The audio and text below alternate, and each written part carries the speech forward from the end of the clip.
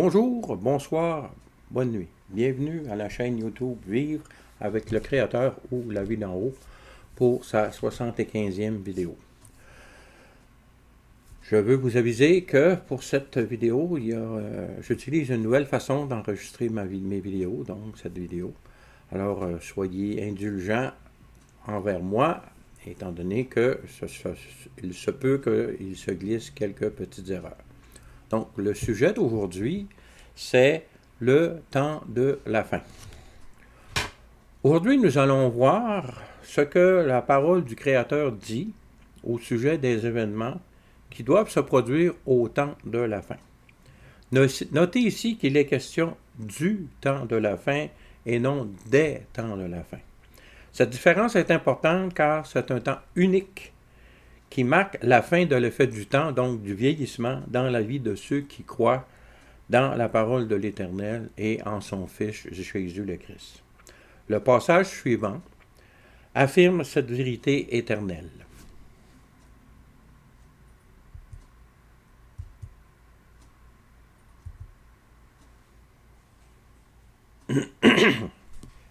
Excusez-moi. Apocalypse 20, versets 4 à 6. Et je vis des trônes, ceux qui s'y assirent furent donnés le pouvoir de juger. Et je vis les âmes de ceux qui avaient été décapités à cause du témoignage de Jésus et à cause de la parole de Dieu, et de ceux qui n'avaient pas adoré la bête ni son image, et qui n'avaient pas reçu la marque sur leur front et sur leurs mains. Ils revinrent à la vie, et ils régnèrent avec Christ pendant 1000 ans. Les autres morts ne revinrent point à la vie jusqu'à ce que les 1000 ans fussent accomplis. C'est la première résurrection. Je veux aussi vous rappeler que la première résurrection a débuté lorsque Christ lui-même a ressuscité après qu'il ait passé 3 jours dans le sépulcre, que son corps ait passé 3 jours dans le sépulcre. Parce qu'on parle bien de la résurrection du corps ici, étant donné que l'âme et l'esprit sont éternels. Et la deuxième phase de cette première résurrection se produira lors de l'enlèvement de l'Église, parce que ceux qui sont morts en Christ ressusciteront en premier, et ensuite ceux qui seront encore vivants sur cette terre seront transformés en un instant, en un clin d'œil. Et ce passage ici, dans le livre d'Apocalypse, nous parle de la troisième et dernière phase de cette première résurrection, qui correspond en même temps à tous ceux qui sont morts durant la grande tribulation, durant le trouble de Jacob, même durant le jugement des 7 bols, des 7 coupes. Ce passage que nous lisons vient juste après le retour de Jésus-Christ et après que Satan fut lié pendant 1000 ans. Pour 1000 ans. Terminons notre lecture, verset 6. Heureux et saints ceux qui ont part à la première résurrection, la seconde mort n'a point de pouvoir sur eux, mais ils seront sacrificateurs de Dieu et de Christ, et ils régneront avec lui pendant 1000 ans. Notez que ces personnes ressuscitées font partie de la troisième et dernière phase de la première résurrection, et elles le sont pour l'éternité. Même si par la suite elles vivent pendant les 1000 ans du règne du Christ Jésus, elles ne seront plus asservies par le vieillissement, comme je l'ai dit auparavant, et aux autres effets que produit le temps sur ceux qui sont encore assujettis à l'existence de la mort. Dans le livre Daniel, nous retrouvons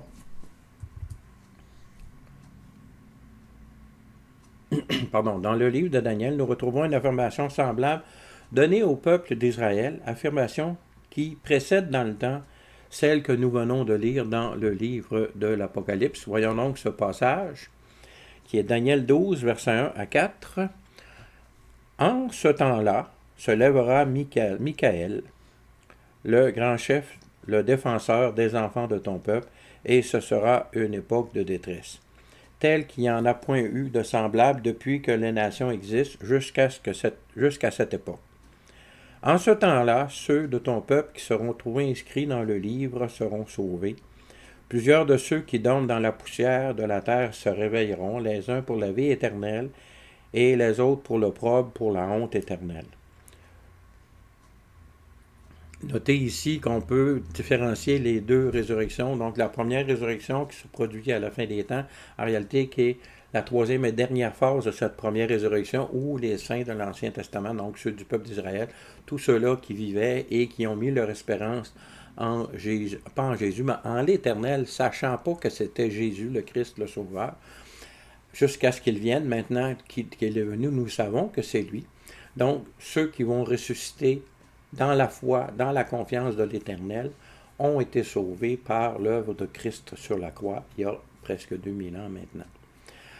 Et il y a pour ceux qui vont ressusciter maintenant dans la deuxième résurrection, qui est discutée plus tard dans le livre de l'Apocalypse, qui, eux, normalement, malheureusement, seront ressuscités pour être jugés et finir dans le lac de feu, à même place qu'à ce moment-là, que la mort sera jetée dans l'étang de feu.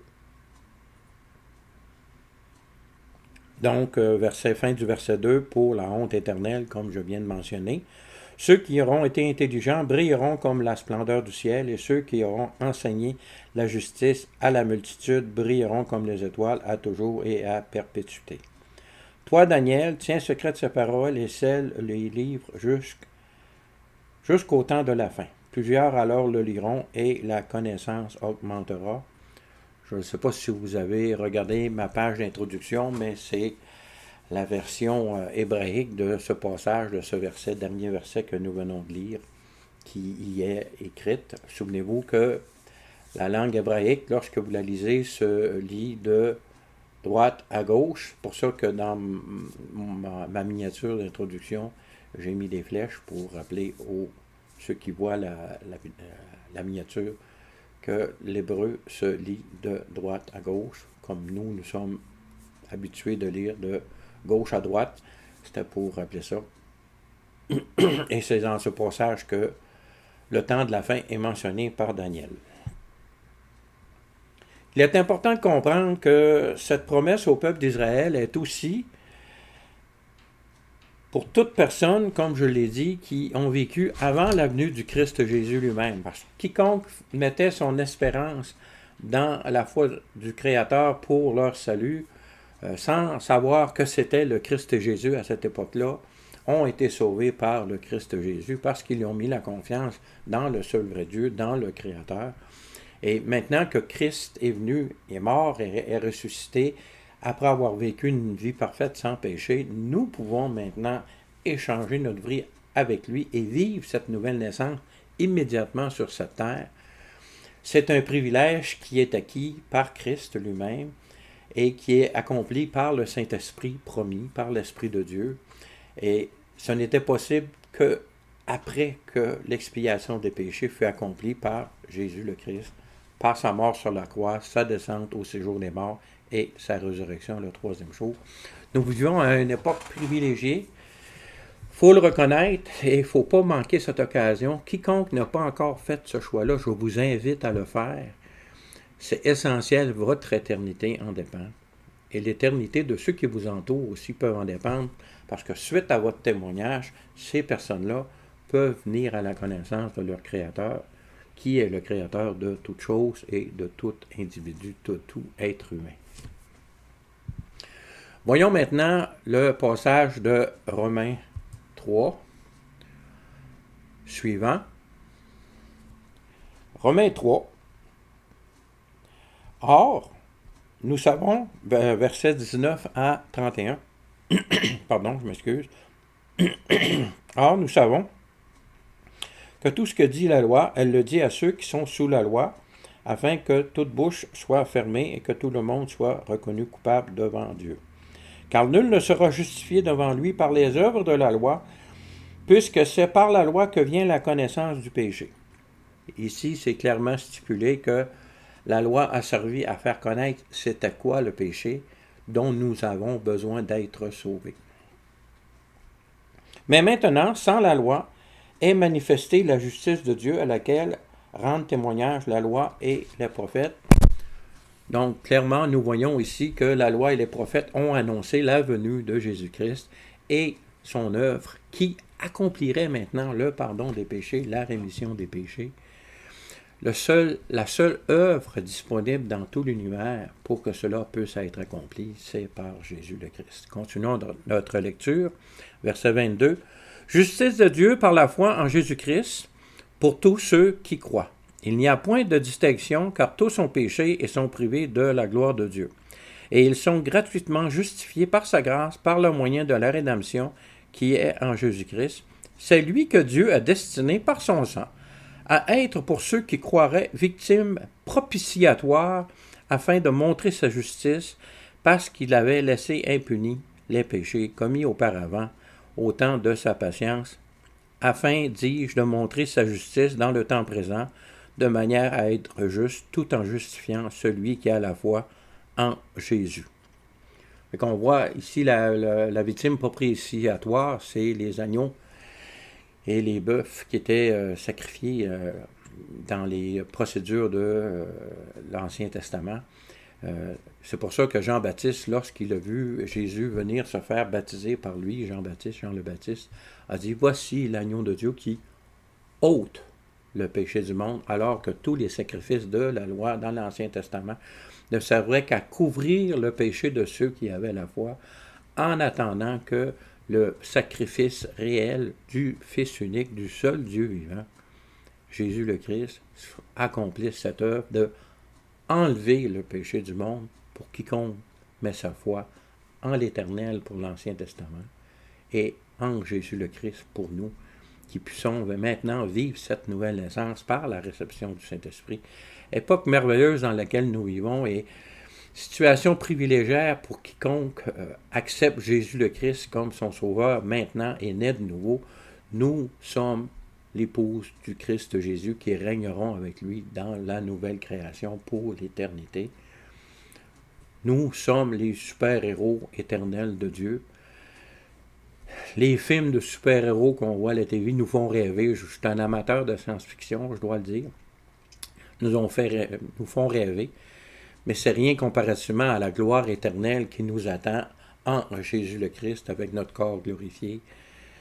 Sans que la Bible nous donne en détail tout ce qui va arriver, tous ceux-là qui rêvent d'être un super-héros, vous devez faire l'échange de votre vie de pécheur avec la vie parfaite de Christ Jésus. Pour vivre ça éternellement,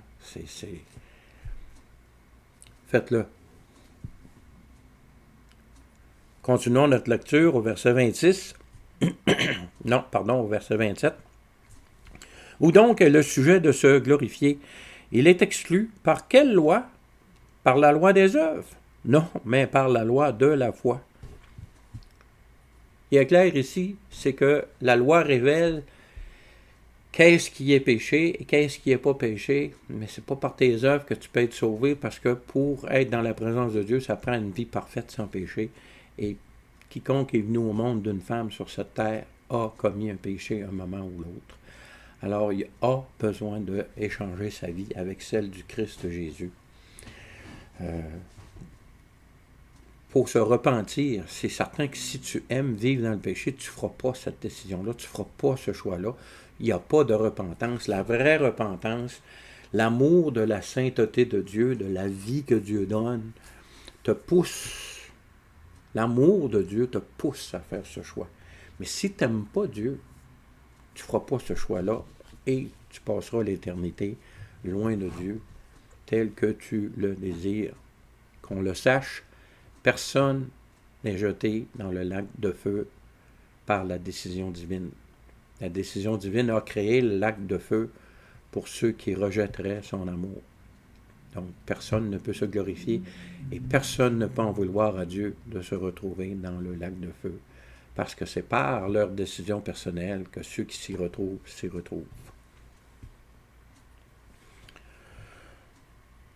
Donc, verset 28, « Car nous pensons que l'homme est justifié par la foi sans les œuvres de la loi.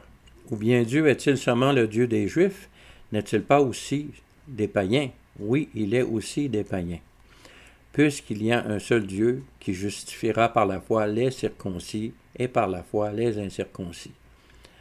Anéantissons-nous donc la loi par la foi? Loin de là. Au contraire, nous confirmons la loi. Parce que dans la loi, il y a une provision pour qu'un sacrifice couvre le péché. Et Dieu a accompli le sacrifice parfait qui ôte le péché du monde en sacrifiant son propre Fils pour chacun d'entre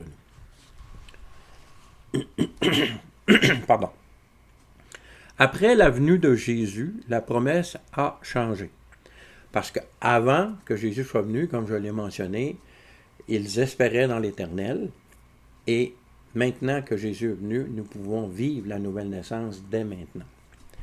Car après la première phase de la première résurrection, qui est celle de Jésus le Christ, suivra la deuxième phase lors de l'enlèvement de l'Église et se terminera au retour de Jésus avec la troisième phase selon le passage du chapitre 20 de l'Apocalypse que nous venons de lire au début de cette vidéo. Le passage suivant mentionne que ces trois phases sont essentiellement pour ceux qui sont en Christ, et donc pour ceux qui auront vécu après sa résurrection.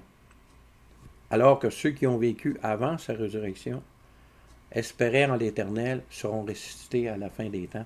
C'est pour ça que le passage d'Apocalypse 20 parle de ceux qui auront témoigné de Christ durant la grande tribulation, le trouble de Jacob et le jugement des 7 bols sur la terre.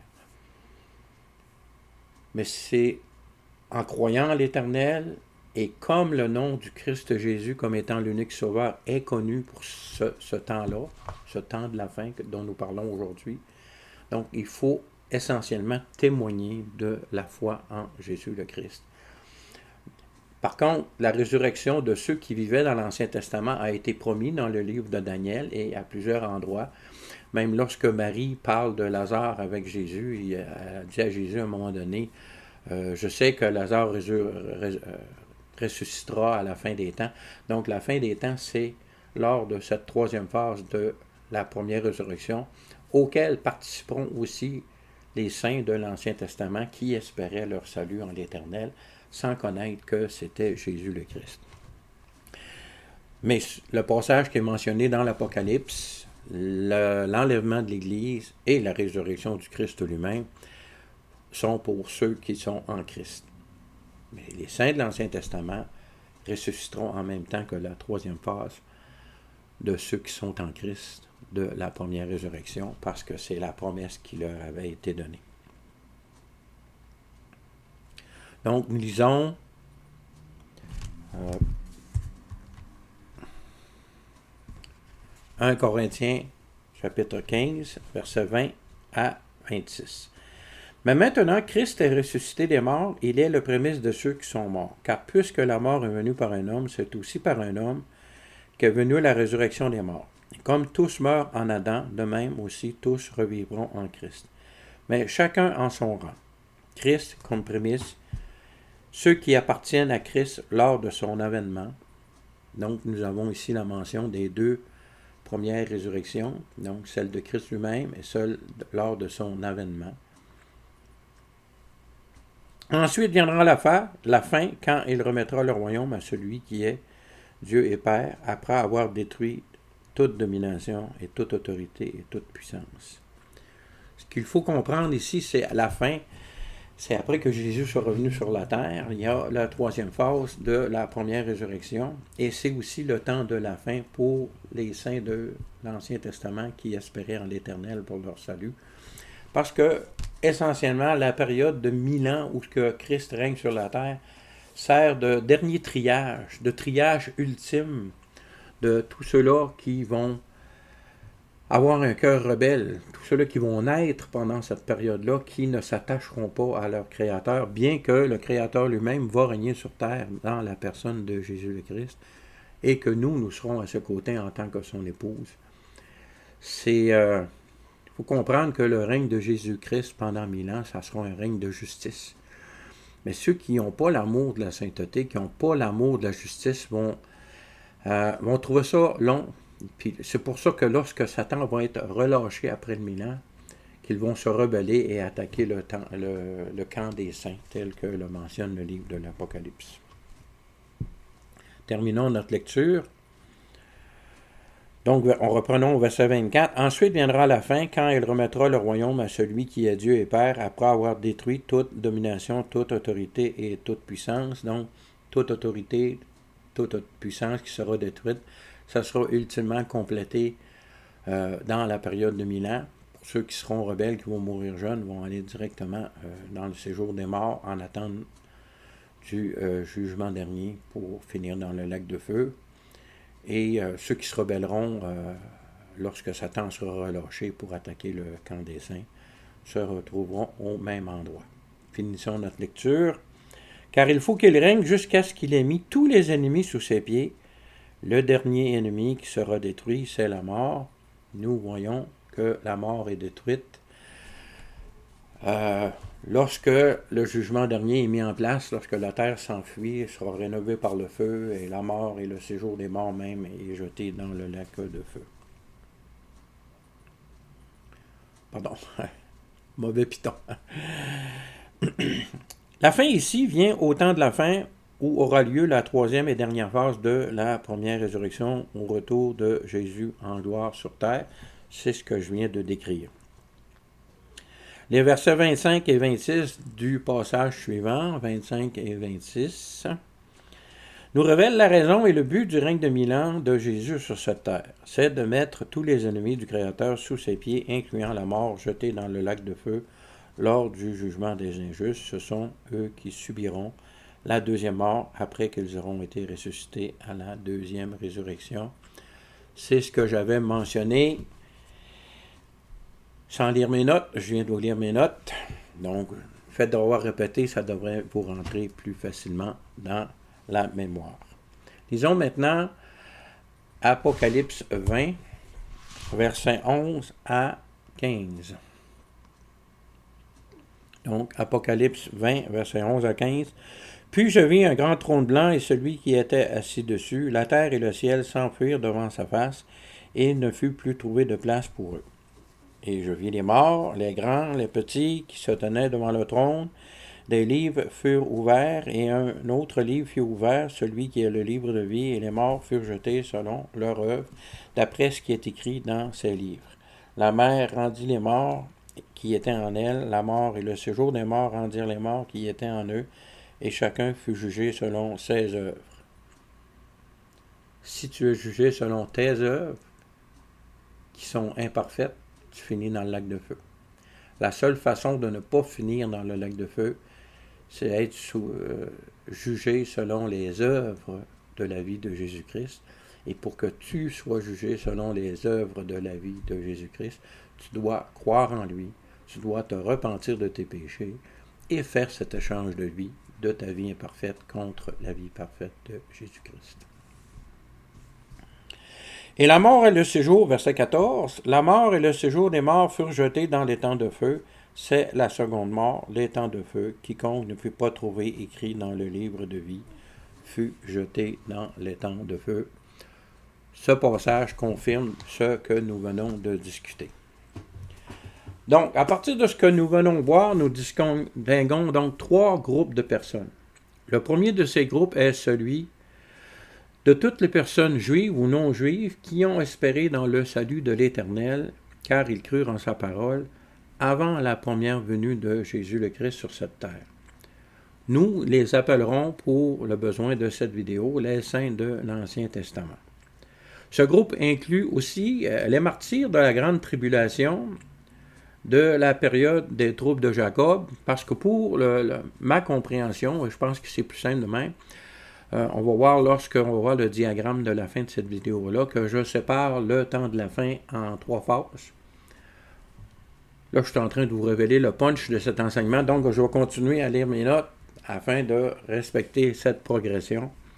Vous ne manquerez rien du message de cette façon. Donc, nous les appellerons les saints de l'Ancien Testament. Ce groupe inclut aussi les martyrs de la grande tribulation, de la période des troupes de Jacob. Ce sont les saints de la grande détresse, de Matthieu 24. Nous verrons plus loin pourquoi toutes ces personnes font partie du même groupe. Le deuxième groupe, ce sont les personnes qui ont cru en l'œuvre de Jésus le Christ après qu'il soit venu pour mourir et ressusciter pour la rédemption de tous les péchés du monde. Ce sont ceux qui font partie de l'Église, qui est aussi le corps du Christ Jésus lui-même, qui sera enlevé sur la terre lors de l'enlèvement de l'Église.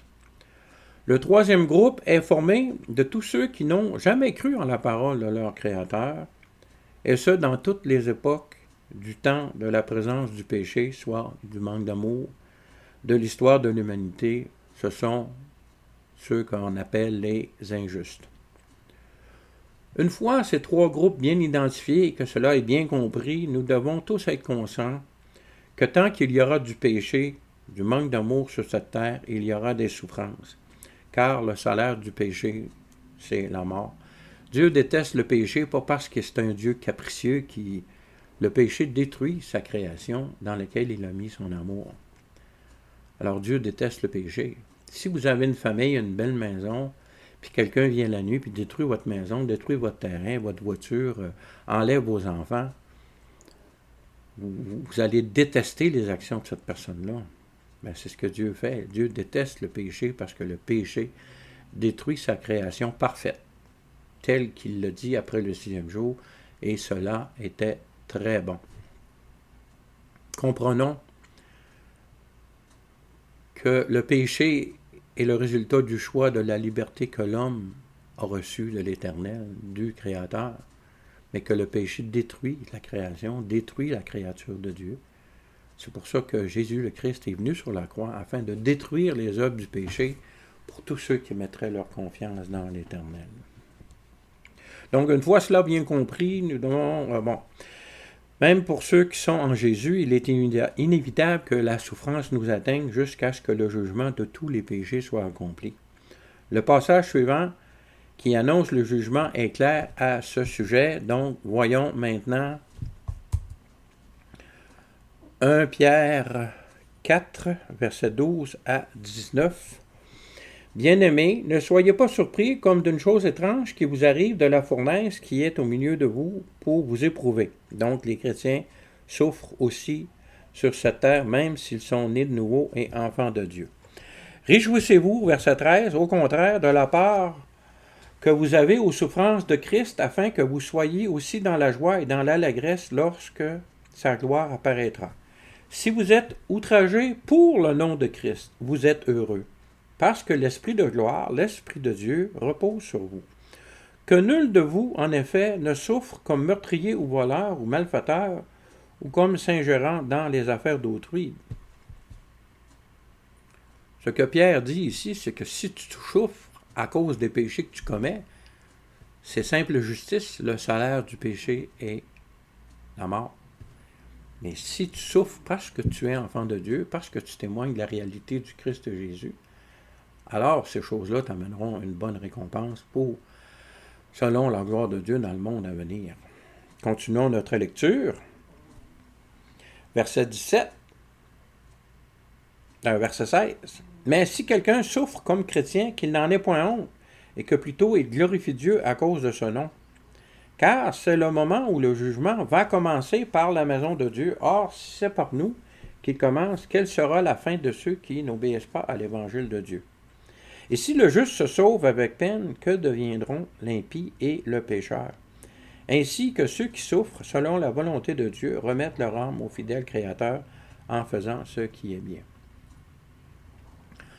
Ce qu'on voit ici, ce passage, le verset 17, qui dit le jugement commencera par la maison de Dieu.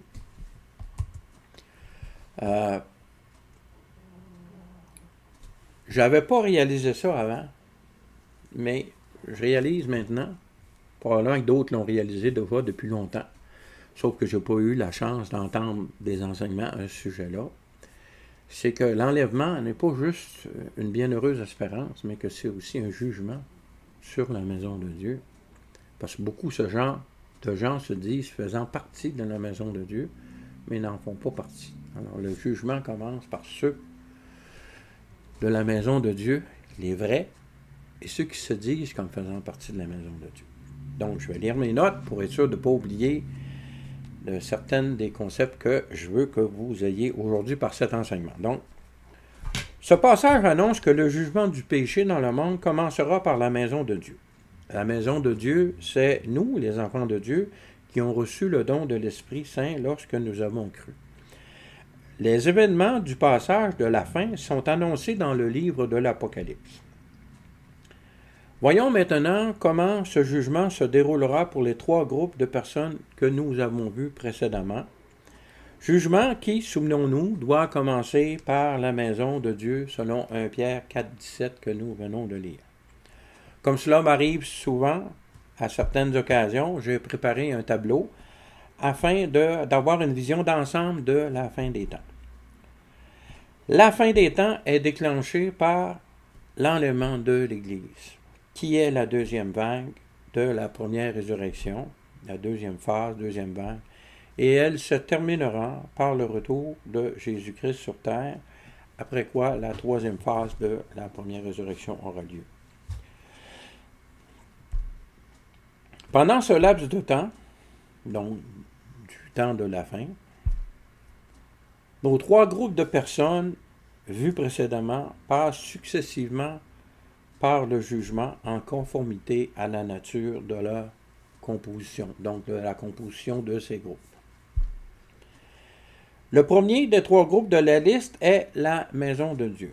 C'est ici où la parabole des 10 vierges nous éclaire sur les circonstances du royaume des cieux lors de la bienheureuse espérance qu'est l'enlèvement pour les vierges sages et du jugement qu'est cet événement pour les vierges folles. Comme je l'ai dit précédemment, je n'avais pas réalisé encore, mais l'enlèvement de l'Église est une bienheureuse espérance pour ceux qui sont vraiment en Christ Jésus, mais pour ceux qui ne le sont pas et qui se le disent, faisant partie du corps de Christ, les vierges folles, souvenons-nous, se font dire par Jésus lui-même, lorsqu'elles cognent à la porte pour rentrer aux noces de l'agneau, Jésus leur dit « Je ne vous connais pas ». Alors, es-tu une vierge folle ou une vierge sage? Si tu professes faire partie de la maison de Dieu, de l'Église du Christ de Jésus, fais ton examen de conscience. Voyons maintenant ce tableau récapitulatif avec des notes explicatives. Vous pouvez le reproduire librement comme vous le voulez. Donc, nous voyons dans la section A, au tout début, que c'est l'Église de la fin des temps, caractérisée par les 2 dernières églises dans les lettres des premiers chapitres de l'Apocalypse, donc de Philadelphie, qui est fidèle, même si elle a peu de puissance, et de la Odyssée, qui met sa confiance en elle, mais qui ne met plus sa confiance en l'Éternel, parce qu'elles sont riches. C'est 2 sortes d'églises que nous voyons très bien sur cette terre en ce moment. Donc, les notes pour la section A, c'est « Cette période de temps est celle que nous vivons en ce moment, c'est l'apostasie et la préparation de la terre pour la venue du grand leader charismatique.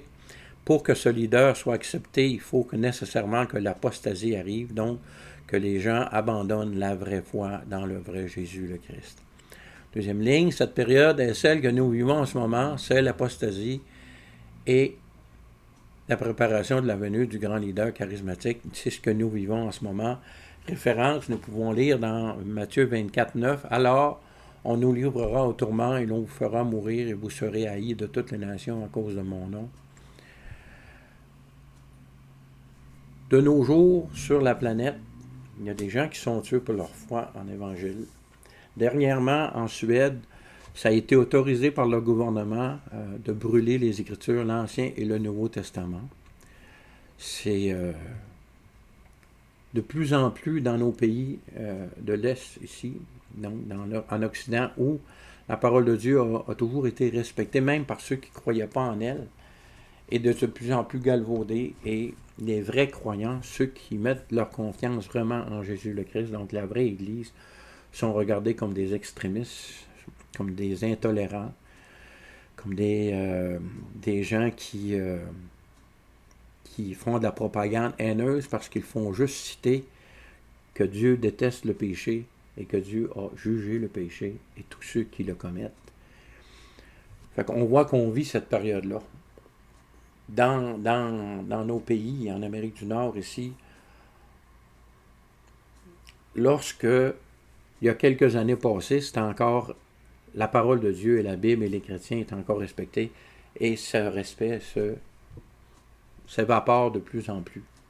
Et la persécution et les chrétiens qui sont tués dans le monde dans des pays où la parole de Dieu n'est même pas tolérée, augmente. On ne voit pas ça dans les médias de tous les jours, mais si vous regardez les organisations qui font le suivi de ces persécutions-là, ça augmente. Et l'abandon de la foi. Beaucoup de gens disent faire partie d'Église, mais qui renient complètement ce que la parole de Dieu dit. C'est ce qui avait été prédit aussi par Paul lorsqu'il parle à Timothée pour les derniers temps. Donc, continuons notre lecture du tableau. Comme je vous dis, ce tableau est un aide-mémoire.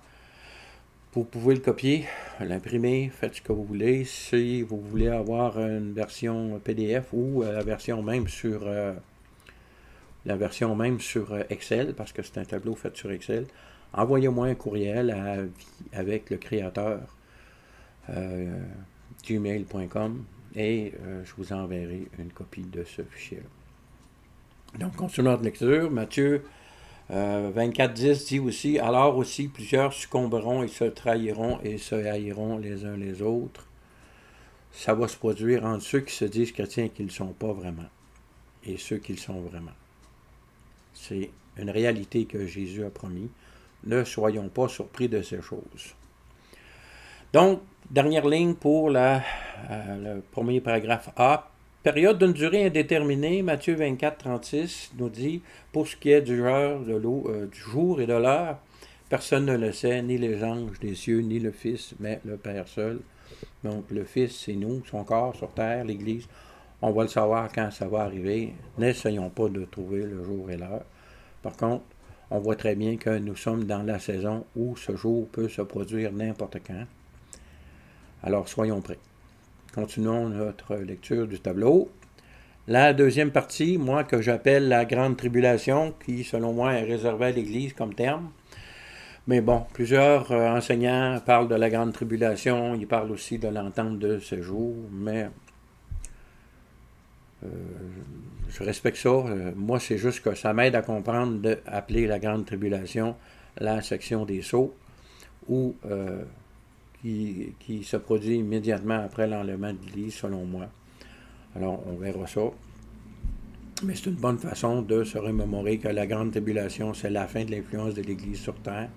Et tous ceux qui se disaient chrétiens, qui, lors de l'avènement, de l'enlèvement, se rendent compte que la parole de Dieu est vraie et se repentent et témoignent du nom de Jésus et qui paieront de leur vie, probablement, ce fait. Alors, voyons notre tableau. Maintenant, on est rendu à la grande tribulation, donc, qui est identifiée dans la case B et la ligne B. Cette période commence immédiatement après l'enlèvement de l'Église. Période d'une durée indéterminée, encore là, on ne sait pas. C'est aussi dans cette période où tout ce qui a rapport à la vraie Église du Christ sera effacé, principalement, je crois que ce sont les vierges folles représentantes et repentantes, les vierges folles repentantes, et ceux qui croiront leur message après l'enlèvement. C'est la préparation de la terre pour l'acceptation de la grande prostituée religieuse. Parce que souvenons-nous qu'au premier saut, c'est le grand leader charismatique qui se présente et qui fera le ménage dans tous ceux-là qui ont vraiment la foi en Christ Jésus. Ça ouvrira le chemin pour cette grande prostituée, cette religion universelle.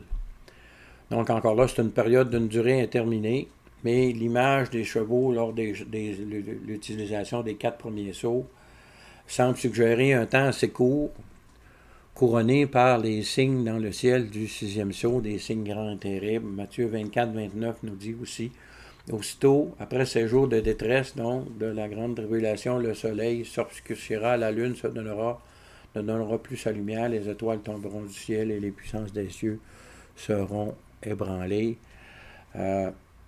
Nous verrons probablement ça lors de l'ouverture du 6e sceau. Si on passe maintenant à la case C, c'est, moi je le nomme le trouble de Jacob, c'est le jugement sur Israël et des martyrs. Donc Israël qui reconnaîtra à ce moment-là, après les 3 ans et demi, lorsque le grand leader charismatique se proclameront Dieu, ils reconnaîtront qu'ils se sont fait séduits. Donc lisons les notes de C.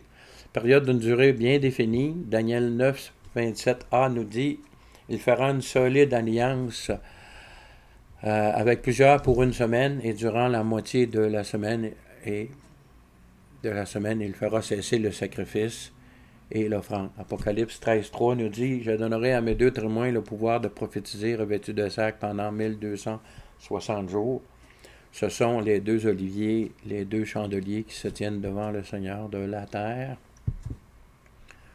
Donc, 3260 jours et 3 ans et demi, selon les années prophétiques de 360 jours, sont facilement identifiables à la période ici. Continuons notre lecture. C'est le temps où les 2 tiers d'Israël sont détruits et que l'1 tiers restant reconnaîtra que Jésus est vraiment leur Christ. Nous voyons ça dans Zacharie 3.8. Dans tout le pays, dit l'Éternel, les 2 tiers seront exterminés, périront, et l'autre tiers restera. Matthieu 23.39 nous dit « Car je vous le dis, vous ne me verrez plus désormais jusqu'à ce que vous disiez « Béni soit celui qui vient au nom du Seigneur ». Donc, il est supposé ici que ceux qui reconnaîtront que le Christ qui est venu il y a 2000 ans est vraiment leur sauveur, leur Messie, seront environ le tiers de la population du peuple d'Israël ou de la ville de Jérusalem. La nuance est difficile à... Mais on voit que ce sera des périodes terribles et le jugement de la nation d'Israël. Voyons maintenant à la cause D, qui est la colère de Dieu. C'est la versation des 7 coupes, des 7 fléaux. Donc, moi je l'appelle la colère de Dieu, puis c'est le jugement sur les injustes, parce que pendant cette période de 3 ans et demi, où les coupes seront versées, l'enseignement total complet de la parole de Dieu semble nous montrer que le tiers repentant de la population d'Israël sera protégé. Plusieurs enseignants bibliques parlent probablement dans la ville de Pétra. C'est sûr que ça va prendre une intervention divine, parce que la ville de Pétra a déjà tombé aux mains. Je ne me souviens plus si c'était des Romains, là, mais c'est pas une forteresse imprenable. Sauf si Dieu met sa protection à ce moment-là contre les ruses de l'ennemi et contre les populations terrestres rebelles. Donc voyons les notes à ce sujet de ce passage-là, de cette période-là, période d'une durée bien déterminée aussi. Daniel 9, 27b nous dit « Le dévastateur commettra les choses les plus abominables jusqu'à ce que la ruine et qui a été résolu fonde sur le dévastateur. » Apocalypse 11.7 nous dit « Quand ils auront achevé leur témoignage, on parle ici des 2 témoins, la bête qui monte de l'abîme leur fera la guerre, les vaincra et les tuera. » Donc, c'est 2 témoins qui étaient là pour 3 ans et demi. Daniel 12.11 nous dit « Depuis le temps où cessera le sacrifice perpétuel, où sera dressée l'abomination du dévastateur, il y aura 1290 jours. » Remarquez ici qu'il y a 30 jours de plus que 3 ans et demi, qui est 360 jours. Ici, c'est 1290 jours. En tout cas, il y a 30 jours de plus que 3 ans et demi de 360 jours. Donc, Apocalypse 19.11 dit « Puis je vis le ciel ouvert, et voici paru un cheval blanc, celui qui le montait s'appelle fidèle et véritable, et il juge et combat avec justice. » C'est le retour de Jésus le Christ. 19.19 « Et je vis la bête et les rois de la terre et leur armée rassemblés pour faire la guerre à celui qui était assis sur le cheval et à son armée. » 19.21 dit « Et les autres furent tués par l'épée qui sortait de la bouche de celui qui était assis sur le cheval, et tous les oiseaux se ressemblèrent de leur chair. » Donc, en récapitulation, nous sommes dans l'attente de l'enlèvement de l'Église. Nous sommes au temps de l'Église de Philadelphie, pour ceux qui sont fidèles, de Laodicée, pour ceux qui se disent chrétiens, qui ne le sont pas. On peut dire que Philadelphie, c'est les vierges sages.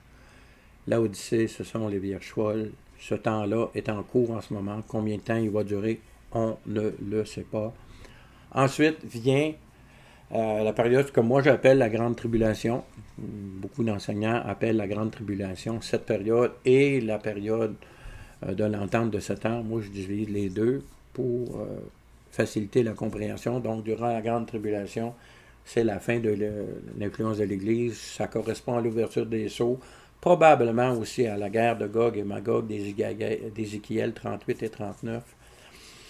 On ne peut pas affirmer ces choses avec certitude, mais c'est logique en ce moment. Et puis, merci Seigneur pour la révélation qu'on a de sa parole aujourd'hui. Et merci Seigneur pour l'amour envers de ce que... Mais ce qui est clair, c'est que l'enlèvement de l'Église déclenche le temps de la fin. Parce que c'est non seulement une grande espérance pour ceux qui mettent leur confiance en Dieu, mais c'est le jugement sur la main du nom de Dieu, que la parole affirme clairement que son jugement va commencer par sa maison. La deuxième période, les 3 premières années et demie de l'entente, où ce que Israël est séduit et pense que le grand leader charismatique est leur Messie, jusqu'à leur repentance, donc c'est le jugement sur la nation d'Israël. Souvenons-nous qu'au début de cette période-là, il y a les 144 000 foules particulières qui ont un statut particulier avec Jésus, qui sont loin de l'Esprit de Dieu et qui répandent la bonne nouvelle. C'est aussi durant cette période-là. Et on voit que après les 3 ans et demi, dans Apocalypse 14, cette foule-là se retrouve avec Jésus sur le mont Sion et au ciel en même temps. Statut particulier, Dieu est libre de faire ce qu'il veut avec qui il veut. Et lorsqu'on est obéissant et soumis à notre bien-aimé Créateur, on comprend que toutes choses qu'il fait sont bonnes. Et après ça, il y a la grande colère de Dieu. Après Apocalypse 13, l'Antéchrist fait ce qu'il peut pour prendre le contrôle de la terre. Il y aura sûrement de l'opposition parce que des populations passeront au travers et entreront dans le règne de 1000 ans. Passeront au travers de cette période-là. Donc, il lui est donné de régner sur toutes les nations, mais est-ce que les nations, souvenons-nous, qui vont toujours être dotées de leur liberté de choix? Je suis convaincu que certaines de ces nations, les individus aussi, résisteront à la domination de l'Antéchrist sur toute la terre, du grand leader charismatique. Donc, c'est les 7 coupes qui sont versées. Donc, notez que pendant les 3 ans et demi que Israël est séduit, qui les amène à la repentance, c'est la période des 7 trompettes. Souvenons-nous qu'il reste 3 fêtes de l'Éternel à accomplir. La fête des trompettes. J'écoutais un enseignement ce matin qui disait que les trompettes, à la fête des trompettes, il y avait jusqu'à 100 coups de trompette qui étaient sonnés cette journée-là. Et puis la dernière trompette, c'était la 100e, elle était plus longue que les autres. Donc je ne sais pas si c'est vrai, il paraît que c'est pris dans le Talmud. Mais bon, il reste que là, il va en avoir 7. 6 durant les 3 ans et demi. La 7e ouvre la dernière période des 7 coupes. Et ensuite, c'est le retour de Jésus et la dernière résurrection. Pour terminer, sachons que lorsque nous prenons le temps d'étudier la parole de notre Créateur, nous pouvons découvrir l'avenir. Nous pouvons aussi découvrir la fin qui est réservée au monde dans lequel nous vivons en ce moment. Dans son amour, notre Créateur nous révèle depuis les débuts de la création que ce temps arrivera. C'est ce que déclare Isaïe, inspiré par l'Esprit du Créateur, qui est le seul Dieu vivant, dans le passage d'Isaïe 47, que voici, 47, versets 9 et 10. Souvenons-nous de ce qui s'est passé dès les temps anciens, car je suis Dieu, il n'y en a point d'autre. Je suis Dieu, et nul n'est semblable à moi. J'annonce dès le commencement ce qui doit arriver, et longtemps d'avance ce qui n'est pas encore accompli. Je dis, mes arrêts subsisteront, et j'exaucerai toute ma volonté. Dans ma vidéo précédente sur le mystère de l'iniquité, Dieu, dès le début, parle de la façon qu'il a fait la création, donc créer la terre et les cieux, comme ça, et ensuite il a pris 6 jours pour préparer la venue de l'homme, et 7 jours pour le repos, nous annonçait dès le début, et par les passages du psaume 90, verset 4, et du passage dans Pierre, où ce que Pierre mentionne que pour Dieu, 1000 ans sont comme un jour, et un jour est comme 1000 ans. Donc, dès le début, le Seigneur nous annonçait qu'il y aura un temps où le péché pourra exister sur cette terre pour une période de 7000 ans. Et au chapitre 3 de la Genèse, chapitre 3, 15, il annonce au serpent que le fruit des entrailles de la femme écrasera le fruit de sa désobéissance du péché du serpent, donc du Satan original.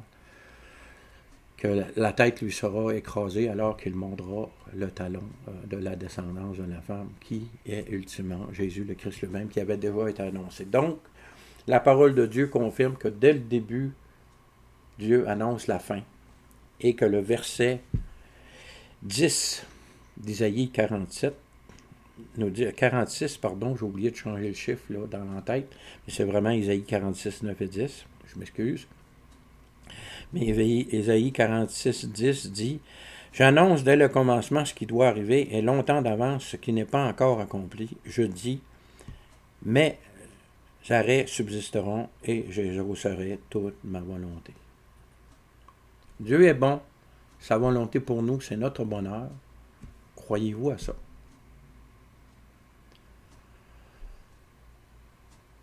Sur ça, je vous dis, soyez bénis.